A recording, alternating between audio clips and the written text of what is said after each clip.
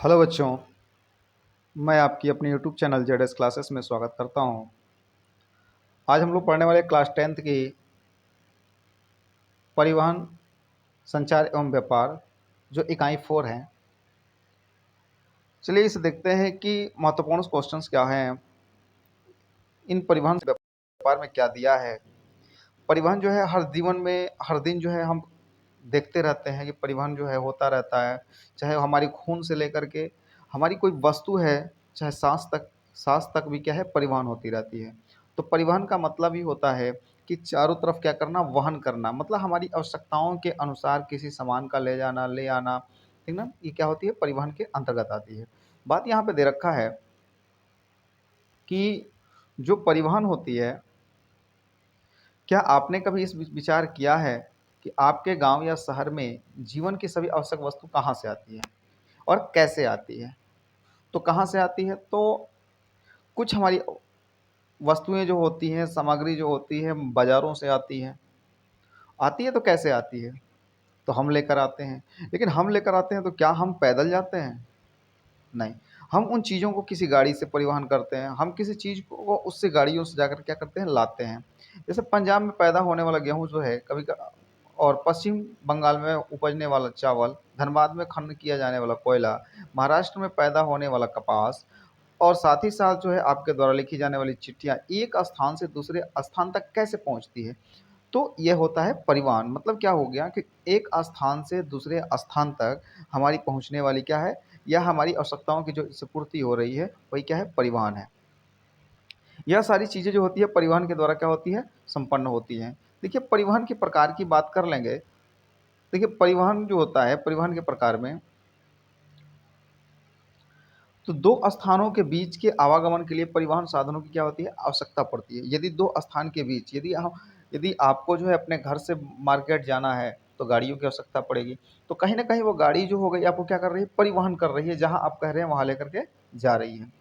वर्तमान समय में परिवहन एवं संचार के साधन सामाजिक आर्थिक व्यवस्था की धमनियाँ हैं। वर्तमान समय में यदि बात कर लें हम परिवहन तो परिवहन जो है हमारी क्या है, ये परिवहन संचार के साधन सामाजिक आर्थिक व्यवस्था क्या है, धमनी होती है। हमारे विश्व को आकार देती है। परिवहन की वजह से जो होता है हम हमारी जो उपज होती है, उन उपज को हम क्या करते हैं, अपने मार्केट में ले जाकर के बेचते हैं। तो किसी न किसी साधन से लेकर के जाते हैं। तो इस प्रकार से हमें क्या करती है, विश्व को आकार भी देती है। देखिए भारत में परिवहन के लिए सड़क मार्ग, रेल मार्ग, जल मार्ग, वायु मार्ग एवं पाइपलाइन की सुविधा उपलब्ध है। तो परिवहन के प्रकार कौन-कौन को हो गए? तो यहाँ पे देखिए सड़क मार्ग हो गया, रेल मार्ग हो गया, जल मार्ग हो गया, वायु मार्ग हो गया और पाइपलाइन हो गई।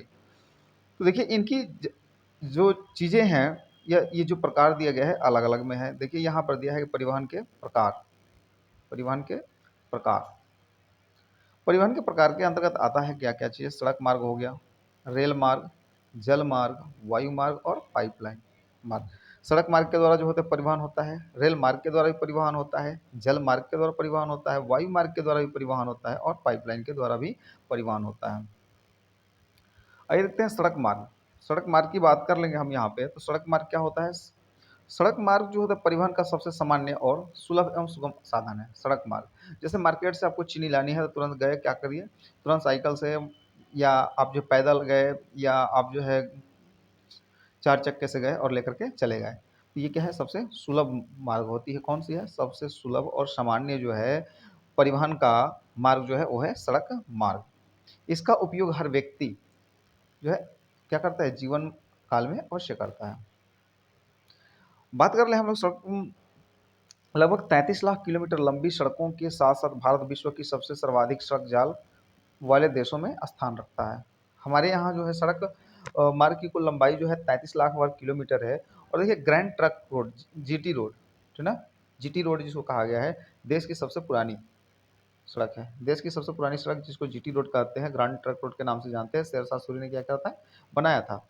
देखिए यहाँ दिया है कि शेरशाह सूरी द्वारा निर्मित इस सड़क का कोलकाता से अमृत तक का भाग भारत में पड़ता है। शेरशाह सूरी द्वारा निर्मित जो सड़क है, कोलकाता से अमृत तक का भाग भारत में पड़ता है। अमृतसर से दिल्ली तक राष्ट्रीय राजमार्ग 1, नेशनल हाईवे 1 और दिल्ली से कोलकाता तक राष्ट्रीय मार्ग जो है 2 है, 2 के नाम से जाना जाता है। अमृतसर से कारगिल होते हुए लेह तक जाने वाली सड़क को हम क्या कहते हैं, राष्ट्रीय राजमार्ग ए फर्स्ट ए कहा जाता है। अब देखिए नेशनल हाईवे 1 कौन सा है, तो अमृतसर से दिल्ली को जोड़ता है। दूसरा क्या है, दिल्ली से कोलकाता जब जाता है तो उसको हम क्या कहते हैं, उसको कहते हैं नेशनल हाईवे 2। और जो अमृतसर से कारगिल तक जाता है उसको कहते हैं राजमार्ग first A, national highway first A. Bharat में सड़कों का विकास की बात कर लें। देखिए भारत में सड़कों के विकास का प्रारंभिक प्रमाण जो माना जाता है वह कहाँ से माना जाता है, हड़प्पा के मोहनजोदड़ो की सभ्यता से मिलता है। भारत में सड़कों के विकास का प्रारंभिक प्रमाण यह माना जाता है कि हड़प्पा एवं मोहनजोदड़ो की सभ्यता से मिलता है। बुद्ध के समय बुद्ध के समय जो था सड़कों का निर्माण करवाया था 1857 ईस्वी में। प्रथम स्वतंत्रता संग्राम के बाद रेलवों की पूरक के रूप में सड़कों का विकास अंग्रेजी शासकों ने किया। बात करेंगे स्वतंत्रता के बाद जो है देश में लगभग 2.42 लाख किलोमीटर कच्ची एवं 1.46 जो है किलोमीटर लंबी पक्की सड़कें थी। जब हमारा देश आज़ाद हुआ उस कंडीशन में लगभग 2.5 लाख कच्ची रोड थी और लगभग 1.5 लाख जो है पक्की सड़कें बनाई गई थी। स्वतंत्रता के स्वतंत्रता प्राप्ति के बाद सड़कों के विकास पर पर्याप्त ध्यान दिया गया, क्योंकि मान के चलिए कि यही जो है हमारी क्या चीज़ है, मूल स्ट्रक्चर है। यदि सड़क ही नहीं रहेगा तो हम कहीं न तो आ सकते हैं ना कहीं जा सकते हैं। 2000 से 2001 में बढ़कर 24 लाख हो गई। अब देखिए होता क्या है कि प्रधानमंत्री ग्रामीण सड़क योजना क्या क्या था, तो इसके अंतर्गत ये बताया गया था कि 500 की आबादी वाली जितनी भी बस्तियां हैं उनको क्या किया जाए, मेन सड़कों से मतलब जो है लिंक सड़कों से क्या किया जाए, जोड़ दिया जाए। उसके बाद बात करते हैं हम कि राष्ट्रीय ग्रामीण रोजगार गारंटी योजना, स्वर्णिम चतुर्भुज सड़क परियोजना एवं प्रधानमंत्री ग्रामीण सड़क योजना क्या है, उल्लेखनीय है।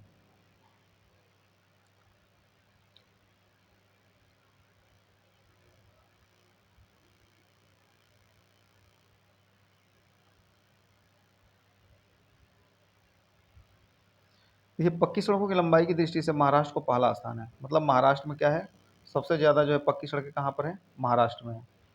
उसके बाद बात कर लेंगे, दूसरे नंबर पर आता है उत्तर प्रदेश एवं उड़ीसा, तीसरे नंबर पर आता है। दूसरे नंबर पर उत्तर प्रदेश, तीसरे नंबर पर उड़ीसा आता है। वहीं इन सड़कों की लंबाई बात कर लेंगे तो, और देखिए पक्की सड़कों की सबसे कम लंबाई वाला जो राज्य है वह है लक्षद्वीप। कौन सा है, लक्षद्वीप। लक्षद्वीप जो है कहाँ है, तो ये पड़ता है अरब सागर में, क्योंकि यहाँ मात्र 1 किलोमीटर लंबी क्या है, पक्की सड़क है। सड़कों की घनत्व के दृष्टि से यदि देखा जाए तो केरल जो है 1 नंबर पे है। सड़कों की घनत्व की दृष्टि से देखा जाए डेंसिटी के हिसाब से तो 1 नंबर पर जो हमारा क्या है, केरल है। और साथ ही साथ यहाँ प्रति 100 वर्ग किलोमीटर क्षेत्रफल 387 किलोमीटर की लंबी सड़कें बनाई गई हैं। तो सबसे छोटा में लक्षद्वीप है। सबसे ज़्यादा डेंसिटी के हिसाब से देखा जाए, डेंसिटी के हिसाब से जो है हमारा कौन सा है, तो ये है डेंसिटी के हिसाब से आपका, हाँ, महाराष्ट्र जो है 1 नंबर पे आता है। और उसके बाद हम बात कर लेंगे यहाँ पे कि उत्तर प्रदेश और उड़ीसा जो है दूसरे और तीसरे नंबर पे आते हैं। फिर बात कर लेते हैं कि यहाँ पे सड़कों के घनत्व की दृष्टि से देखा जाए तो केरल जो है 1 नंबर पे है। सबसे छोटा लंबाई वाला जो पक्की सड़क वाला राज्य है वो है लक्षद्वीप है। दूसरे नंबर पे आता है गोवा और तीसरे नंबर पे क्या आता है, उड़ीसा आता है।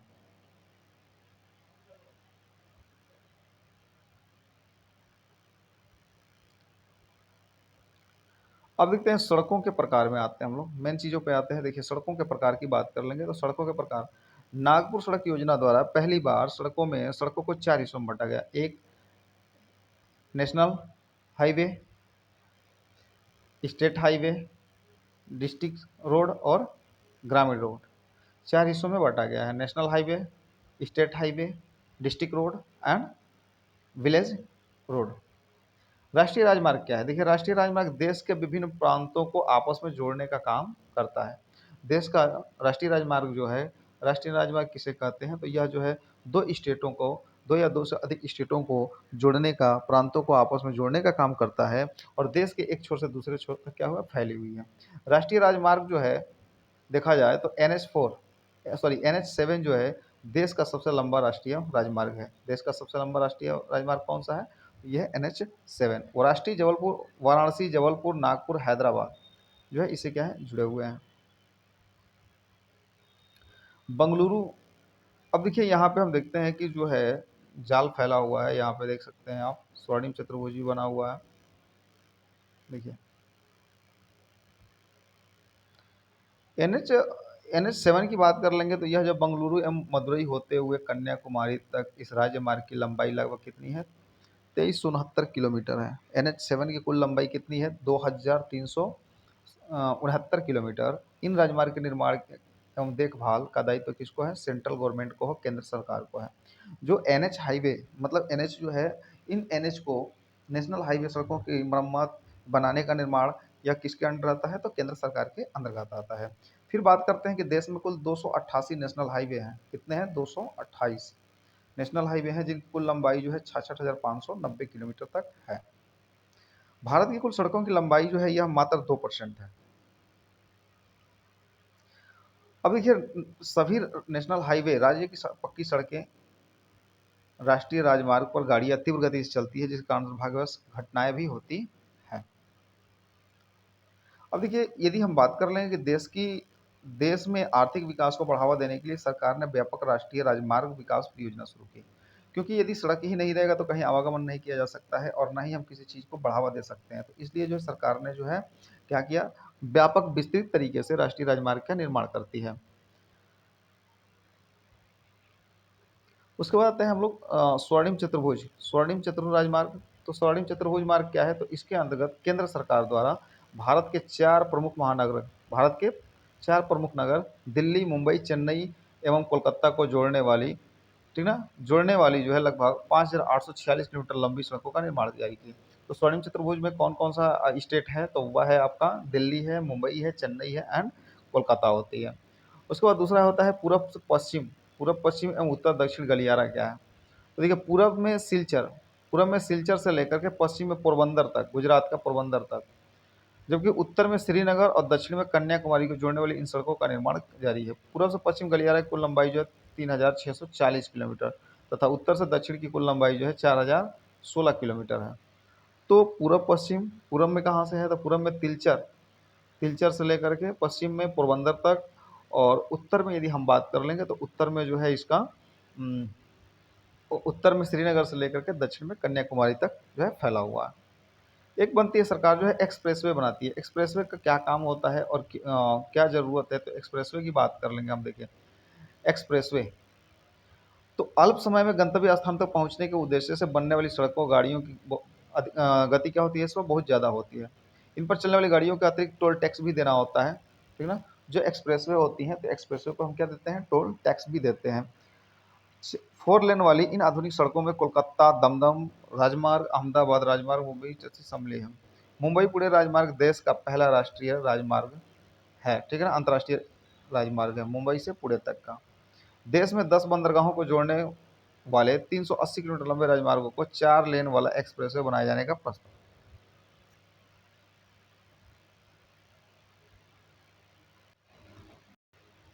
तो हमने देखा कि इसमें हम लोगों ने क्या देखा, तो हम लोगों ने देखा कि जो नेशनल हाईवे है इसको बनाने का काम कौन करती है?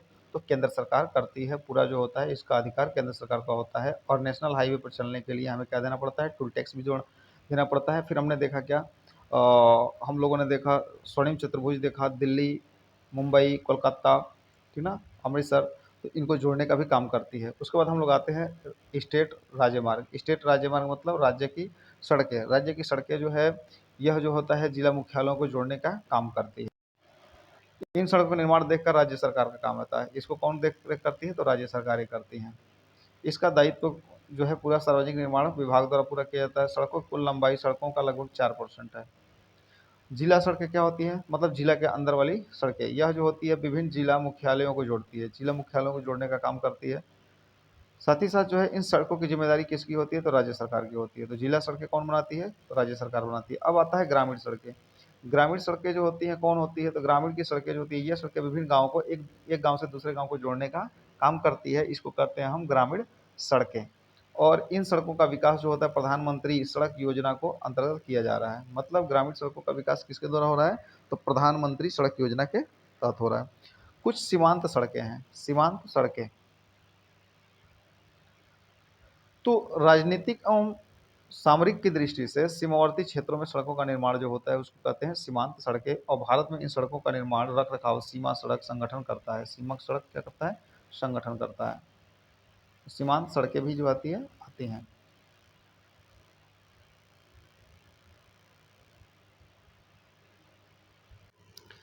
देखते हैं हम लोग भारतीय रेलवे। देखिए भारतीय रेलवे क्या है? तो स्वतंत्रता के बाद देश में रेलवे परिवहन का क्या विकास पर जोर दिया गया। उसके बाद हम जानते हैं कि बड़े शहरों में दैनिक यात्रियों का आवागमन के लिए डीएमओ मेमो चलाई जाती है। भारतीय रेल परिवहन विशेषताओं से कुछ युक्त इस प्रकार से उल्लेख करती है कि दो बड़े महानगरों शहरों एवं महानगरों के बीच तीव्र गति से चलने वाली राजधानी एक्सप्रेस और शताब्दी एक्सप्रेस है। दूसरी बात होती है कि छोटे शहरों को महानगरों एवं बड़े शहरों से जोड़ने के लिए जन शताब्दी एक्सप्रेस चलाई जाती है। माल ढुलाई के लिए जो होती है प्राइवेट कंटेनर वैगन मालगाड़ियाँ भी लाई जाती हैं। 31 मार्च 2006 तक भारतीय रेलवे में 44 भाप इंजन थे और 3188 विद्युत इंजन काम कर रहे थे। ट्रेनों की दुर्घटना को रोकने के लिए इंजन में रक्षा कवच एसीडी लगाया जाता है। एसीडी एसीडी क्या है? तो ये ट्रेनों के इंजन में लगाया जाने वाला रक्षा कवच है। 1 अगस्त 1947 को रेल मंत्रालय ने क्या कर दिया? रेल यात्री बीमा शुरू की।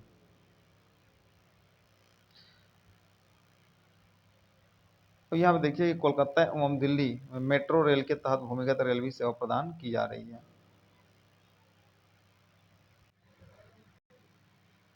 यहाँ पे एक और चीज़ है कि राजस्थान जो राजस्थान है राज्य है उसमें शाही रेलगाड़ी चलती है जिसका नाम है पैलेस ऑन व्हील्स, तथा महाराष्ट्र में डेक्कन ऑर्डिनेंसी रेलगाड़ियाँ चलाई जाती हैं। पर्वतीय भागों में पर्यटक स्थलों तक पहुंचने के लिए तथा मनोरंजनपूर्ण यात्रा के लिए नैरो गेज एवं स्पेशल गेज वाली रेलें चलाई जाती हैं। या अबू दार्जिलिंग इत्यादि रेल शामिल है इसमें, ठीक है ना। ऊटी है, माउंट आबू है, शिमला है, इन सब पर जो होती है एक विशेष प्रकार की ट्रेन चलाई जाती है ताकि यात्री जो है पर्यटक जो है उस चीज़ का क्या करें? लाभ ले, आनंद ले। अब देखिए रेल संपत्ति एवं रेल यात्रियों की सुरक्षा के लिए जीआरपी होती है एवं आरपीएफ के जवान होते हैं। 31 मार्च 2007 तक भारतीय रेल के पास लगभग इतने स्टेशन थे, ठीक है ना। हालांकि ये अपडेट हो चुके हैं, चेंज हो चुके हैं। पूर्वोत्तर राज्यों में पूर्वोत्तर राज्यों में मेघालय एकमात्र ऐसा राज्य है जहां रेल मार्ग नहीं है, और मेघालय में जो है कोई रेलवे लाइन नहीं है, ना वहाँ पे ट्रेन चलती है। भारतीय रेल प्रणाली एशिया में सबसे बड़ी एवं विश्व की तीसरी सबसे बड़ी रेल प्रणाली है। विश्व की सबसे अधिक विद्युतकृत रेलगाड़ियां रूस के बाद भारत में ही चलती हैं। मतलब एक नंबर पर जो है इलेक्ट्रिक वाली रेलगाड़ी जो है रूस में चलती है, और उसके बाद एक जो है भारत आता है।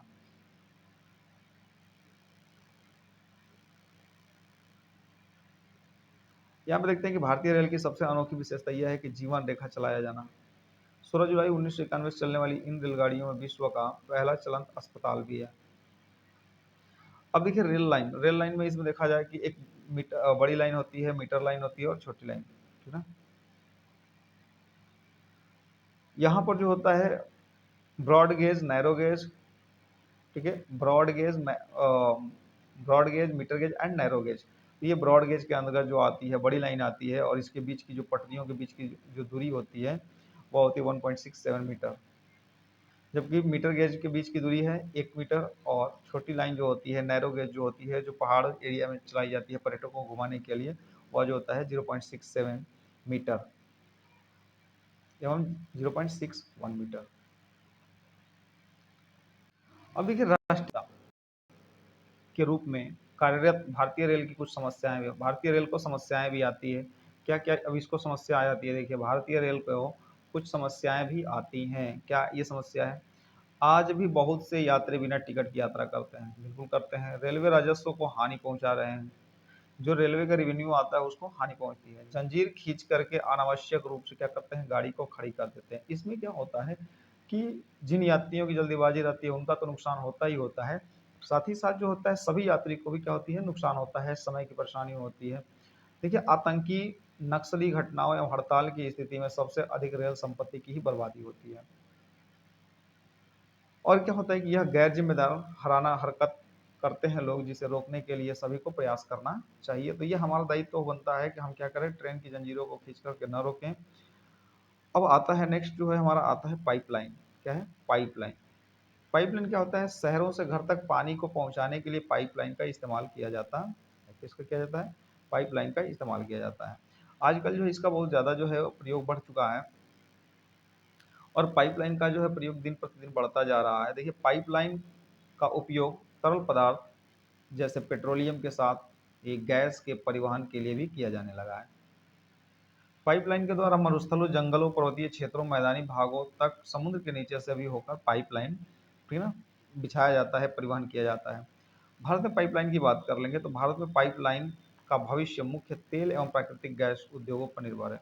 भारत में जो पाइपलाइन बिछाई गई है, वह पाइपलाइन जो है किस लिए बिछाई गई है? तो प्राकृतिक गैस को लाने के लिए।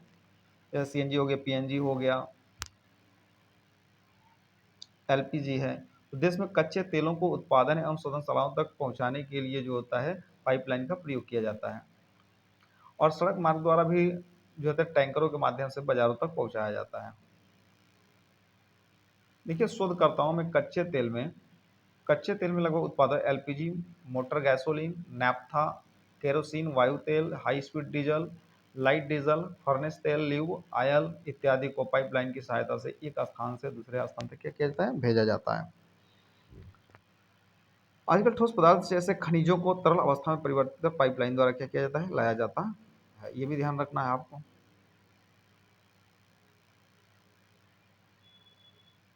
अब हम आते हैं पाइपलाइन का वितरण। पाइपलाइन का वितरण देखिए कैसे किया गया है। तो भारत में पाइपलाइन को दो वर्गों में बांटा गया, एक है तेल पाइपलाइन, एक है गैस पाइपलाइन। ऐसा नहीं कि हम तेल पाइपलाइन जो जा रही है उसी में गैस पाइपलाइन को भी ऐड कर दिया, ऐसा कुछ नहीं होता है। तो तेल पाइपलाइन से आता है कच्चा तेल, तेल उत्पादक पाइपलाइन। गैस पाइप से क्या होता है? एलपीजी आती है, और एचबीजे पाइपलाइन होता है। यहाँ पर हम देखते हैं कुछ महत्वपूर्ण चीजें। देखिए, भारत में कच्चा तेल परिवहन के लिए पूर्वी तथा उत्तरी पूर्वी भारत और पश्चिमी भारत में पाइपलाइन बिछाई गई है। पूर्वी तथा उत्तरी पूर्वी भारत में यह डिगबोई से बरौनी तक एवं हल्दिया तक जो है, जिसे हम पारादीप तक बढ़ाया जाता है। मतलब जो डिगबोई है, असम का डिगबोई क्षेत्र जहाँ से जो होती है तेल है, तेल का तेल वाला हिस्सा है, वहाँ से लेकर के बरौनी जो बेगूसराय में स्थित है वहाँ तक जो है पाइपलाइन बिछाई गई है। अब इसको बढ़ा करके हल्दिया से लेकर के पारादीप तक बढ़ाया जाना है, उड़ीसा के पारादीप तक। पश्चिम में एक पाइपलाइन कांडला अजमेर होते हुए पानीपत तक, जामनगर में चाकसू तक है। दक्षिण भारत की बात कर लें तो विशाखापत्तनम, विजयवाड़ा एवं हैदराबाद के मध्य भी क्या की गई है? पाइपलाइन बिछाई गई है।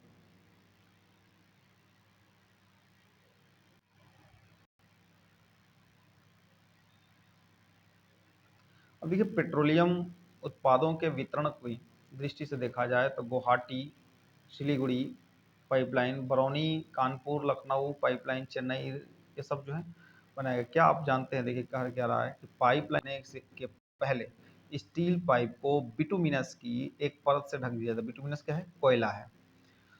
तो ढक दिया जाता है, फिर उसके ऊपर ग्लास फाइबर की परत चढ़ाई जाती है, जिससे पाइप की जंग से रक्षा होती है। मतलब पाइप के अंदर का जो जंग लग जाए, ठीक है ना, रस्टिंग हो जाए, तो उससे बचाने के लिए क्या किया जाता है? बिटुमिनस कोयला डाला जाता है, उसके ऊपर जो होता है ग्लास फाइबर चढ़ाया जाता है, जिससे हमारी पाइप क्या रहेगी? सुरक्षित रहेगी।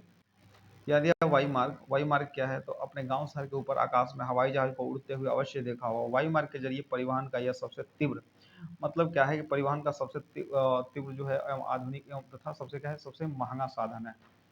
कौन? वायु मार्ग। क्योंकि इसी मार्ग से जो होता है सामान बहुत ही तीव्रता के साथ आता है। कि यदि मान के चलिए पिताजी से आपको सौ विदेशों से मान लें मोबाइल मंगाना है, जो सऊदी से मोबाइल आईफोन मंगानी है, पिताजी वहाँ 4 घंटे में बैठे, 2 से 3 घंटे में जो है आपका इंडिया आ गया। तो देखिए कितनी तेजी से जो है वो चीज़ें आ गई। तो लंबी दूरी एवं आरामदायक एवं सुखद यात्रा है।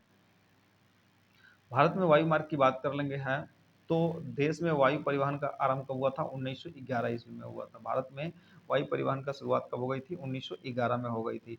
और ये जो इलाहाबाद से नैनी के बीच 10 किलोमीटर की छोटी यात्रा पहली बार भरी गई थी। कहाँ से? इलाहाबाद से नैनी के बीच 10 किलोमीटर की यात्रा जो है लगभग तय किया गया था। धीरे धीरे जो है समय परिवर्तन होता गया, जो लोग हैं धीरे धीरे इसको क्या करने लगे, बढ़ाने लगे और प्रयास किए जाते रहे, ठीक ना। इंडियन नेशनल एवरेज देखिए, 1933 ईस्वी में इंडियन नेशनल एयरवेज की स्थापना की गई,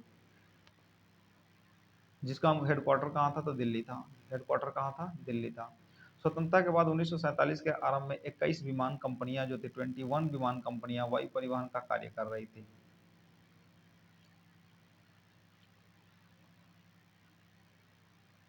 तो ये कुछ महत्वपूर्ण चीजें हैं।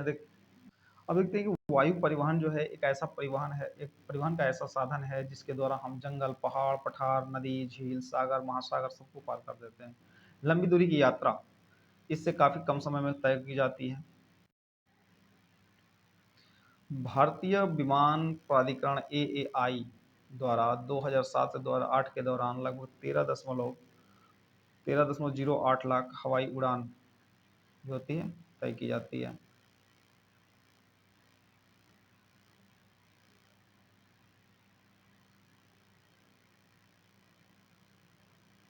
अब बातें आते हैं हम लोग, अब हम बात करेंगे यहाँ पे जल मार्ग की। ठीक है, जल मार्ग की बात करते हैं। तो जल मार्ग परिवहन का यह प्राचीन माध्यम रहा है। पुराने समय में लोग जो थे जल के माध्यम से मतलब नौकाओं पर बैठ करके यात्रा करते थे, या अपनी जहाज़ें लेकर के आते थे, बेड़ा लेकर के आते थे और जो है यात्रा करते थे दूर देशों में जा करके। तो इसके द्वारा विश्व स्तर पर कई साहसिक यात्राएं भी देखी गई। जल मार्ग दो प्रकार का होता है, एक होता है आंतरिक मार्ग और दूसरा जो होता है अंतर्राष्ट्रीय जल मार्ग होता है। देखिए भारत में लगभग 14,500 किलोमीटर लंबे नौचालन मार्ग है, जिसमें प्रति वर्ष लगभग 5 करोड़ टन माल की ढुलाई की जाती है। आंतरिक जल मार्ग के अंतर्गत कौन कौन से आते हैं, तो नदी आती है, नहर है, झील का उपयोग किया जाता है। भारत में पहली बार 1806 में दक्षिण भारत में बकिंघम नहर बनाकर इसे कन्नौर नहर से मिलाते हुए गोदावरी कृष्णा नदी से जोड़ा गया और 720 किलोमीटर लंबा राज्य मार्ग बनाया गया। और देखिए भारत के अंतर्गत जो है 5 आंतरिक जल मार्ग है। पहला जो है national highway, national water way जो है फर्स्ट, यह इलाहाबाद से हल्दिया को जोड़ने का काम करता है और टोटल दूरी जो है 1620 किलोमीटर है। दूसरा जो होता है वाटर वे, वह है सदिया से धोबरी तक, सदिया से धोबरी तक। और देखिए इस लंबाई में ब्रह्मपुत्र नदी में विकसित है। इसका उपयोग भारत और बांग्लादेश में साझेदारी करते हैं। तो सदिया से धुबरी तक जो है बांग्लादेश से हम जो मंगाते हैं, सामान मंगाते हैं, वो किस मार्ग से आता है, तो सदिया से धुबरी वाले मार्ग से आता है। तीसरा आता है राष्ट्रीय जलमार्ग 3, कोल्लम से कोट्टापुरम तक। और यह जलमार्ग चंपाकारा उद्योग मंडल नहरों तथा पश्चिमी तट नहर में क्या है विकसित है। नेशनल वाटरवे 4 है, गोदावरी कृष्ण नदियों पर है। और यह जो पुडुचेरी काकीनाडा नहर के सहारे जलमार्ग आंध्र प्रदेश, तमिलनाडु एवं पुडुचेरी में क्या हुआ, फैला हुआ है। उसके बाद आता है राष्ट्रीय जल मार्ग 5 जो है, और यह उड़ीसा में ईस्ट कोस्ट कनाल, मताई नदी, ब्राह्मणी नदी, महानदी डेल्टा के सहारे 623 किलोमीटर की लंबाई में विकसित की गई है। अब देखिए अंतर्राष्ट्रीय जल मार्ग क्या होता है, इंटरनेशनल वाटरवे। यह देखा जाए तो भारत के पास लगभग 7517 किलोमीटर लंबा क्या है समुद्री तट है, जिसके सहारे 12 बड़े एवं 200 छोटे छोटे क्या है बंदरगाह विकसित हैं। जैसे ये वाला हिस्सा यदि हम बात कर लेंगे तो इन सभी जगहों पर जो है आपका इन वाले हिस्सों में जो है ये वाला हिस्सा लगभग 7515 किलोमीटर है, तटीय क्षेत्र है। और इन तटीय क्षेत्रों पर 12 बड़े और 200 छोटे छोटे बंदरगाह विकसित हैं। तो देश का लगभग 90% मूल्य जो होता है, 70% व्यापार इन्हीं सब मार्गों से, समुद्री मार्गों से किया जाता है। अब यदि बात कर लेंगे हम तो मुंबई बंदरगाह एक मुंबई में है। मुंबई बंदरगाह जो है महाराष्ट्र के अंतर्गत। नहावा शोवा कहाँ है, तो ये भी महाराष्ट्र में है। कोलकाता और हल्दिया की बात कर लेंगे तो ये कहाँ पर है, पश्चिम बंगाल में। चेन्नई में है आपका तमिलनाडु। उसके बाद तुतीकोरीन है जो तमिलनाडु में पड़ता है। तुतीकोरीन बंदरगाह जो है ये कहाँ पड़ता है, तो तमिलनाडु में है। कांडला बंदरगाह गुजरात में है। कोच्चि केरल में है। इन्नौर ये भी तमिलनाडु में है। पारादीप कहाँ पड़ता है, तो ये उड़ीसा में जो है। विशाखापट्टनम जो बंदरगाह है यह आंध्र प्रदेश में है। मार्मुगोआ यह जो है गोवा में है। और मंगलौर जो है कर्नाटका में। तो ये 12 बंदरगाह थे, नहावा शोवा, कोलकाता, चेन्नई, तुतीकोरीन, कांडला, कोच्चि, इन्नौर, पारादीप, विशाखापट्टनम, मार्मुगुआ और मंगलौर, ये सब जो हैं हमारे क्या हैं, बंदरगाह हैं। संचार क्या है, देखिए अब संचार की बात करता है तो संचार क्या है, संदेशों का आदान प्रदान, संदेशों का आदान प्रदान ही क्या है, संचार कहलाता है। अब संचार हम कैसे करते हैं कि इंटरनेट के माध्यम से बैठे हुए बात कर लेते हैं, उसके बाद जो है हम ईमेल कर देते हैं, व्हाट्सअप करते हैं, चैट जीपीटी के माध्यम से जो है हम बात वार्तालाप करते हैं, तो ये सब क्या है, संदेश सॉरी संचार है। संचार के प्रमुख साधन जो थे उस समय, तो देखिए संचार के प्रमुख साधन क्या क्या हो गए हैं, तो डाक सेवा, Telegram, telephone, fax, radio, cinema, समाचार पत्र, पत्रिकाएं, इंटरनेट एवं ईमेल, ये सब जो है संचार के क्या है, प्रमुख साधन है। अब देखते हैं भारत में संचार की सुविधा, भारत में संचार की सुविधा, तो देखिए सबसे पहले 1837 ईस्वी में देश में डाक सेवा की प्रारंभ हुई थी। डाक सेवा कब प्रारंभ हुई थी, 1837 में। ईस्ट इंडिया कंपनी की देन थी, किसकी शासन काल में हो गया, तो ईस्ट इंडिया कंपनी की देन थी। 1854 में भारतीय डाक विभाग की हुई, जिसने उत्तरोत्तर अपनी सेवा में प्रगति की। लेकिन सबसे पहले देश में डाक सेवा कब प्रारंभ हुई, तो 1837 ईस्वी में, और 1854 ईस्वी में भारतीय डाक विभाग की स्थापना भी हो गई। यहाँ पे देखते हैं क्या आप जानते हैं, तो कह रहे हैं कि शहरों में टेलीफोन सेवा द्वारा शासन राशन के सामान पढ़ाने के लिए शिक्षक, घरेलू गैस सिलेंडर एवं चिकित्सक इत्यादि तक मंगाने एवं बुलाने की सुविधा उपलब्ध होती है। इंटरनेट के द्वारा क्या हो गया कि टेलीफोन बिल, बिजली कर भुगतान, ये सारी चीज़ें जो है क्या हो गई है, आसान कर दी गई है। देखिए विभिन्न डाक चैनल के माध्यम से देखा जाए तो नई दिल्ली में 6 विशेष होते हैं, और जिसके पीले रंग की क्या होती है, पत्र पेटिका होती है। देखिए ये पत्र पेटिका है पीले रंग की, और इसमें यदि आप चिट्ठी डालते हैं तो डायरेक्ट जो है वहाँ का डाकघर वाला समझ जाता है कि यह चिट्ठी को कहाँ भेजना है, तो दिल्ली भेजना है। उसके बाद आता है मेट्रो चैनल। मेट्रो चैनल में क्या होता है कि मेट्रो चैनल के अंतर्गत देखा जाए तो मेट्रो चैनल में बेंगलोर, कोलकाता, चेन्नई, दिल्ली, मुंबई, हैदराबाद के लिए यह डाक सेवा है। इसके अंतर्गत क्या होता है कि अंकित पिन कोड वाले, जैसे इन स्थानों के लिए अंकित पिन कोड वाले डाक पत्र रंग में पत्र पेटिका में डाला जाता है, और जब नीले रंग के पत्र पेटिका में डाला जाता है तो वो डायरेक्ट समझ जाया जाता है कि मेट्रो चैनल वाली हिस्सा है। उसके बाद आता है ग्रीन चैनल। ग्रीन चैनल का स्थानीय पिन कोड अंकित डाक पत्रों को हरे वाली पत्र पेटिका में डाला जाता है। दस्तावेज वाले को किस में डाला जाता है, तो समाचार पत्रों एवं विभिन्न पत्रिकाओं को भेजने के लिए यह डाक सेवा है, दस्तावेज चैनल। उसके बाद आता है आपका भारी चैनल। यह डाक सेवा अपने व्यापारिक संगठन के डाक पत्रों के लिए होता है, कौन, भारी चैनल हो गया। और व्यापार चैनल जो है डाक से छोटी सेवाओं के लिए किया जाता है। यहाँ पर दिया है कि जनसंचार की दृष्टि से रेडियो एवं सशक्त माध्यम माना जाता है। सशक्त रेडियो को सशक्त माना। भारत में रेडियो का प्रसारण 1923 ईस्वी में रेडियो क्लब ऑफ बॉम्बे द्वारा शुरू किया गया था। 1930 में इसे इंडियन ब्रॉडकास्टिंग सिस्टम तथा 1936 में इसका नाम क्या पड़ गया, ऑल इंडिया रेडियो रखा गया था। स्वतंत्रता के बाद जो है 1957 में इसका नाम आकाशवाणी हो गया। क्या रख दिया गया, आकाशवाणी रख दिया गया। 1957 में जो रेडियो का ऑल इंडिया रेडियो नाम था उसका रख दिया गया आकाशवाणी। और यह साधन प्रसार भारती के तहत कार्य करता था। देखिए जनसंचार वर्तमान समय में सबसे प्रचलित एवं लोकप्रिय साधन टेलीविजन था।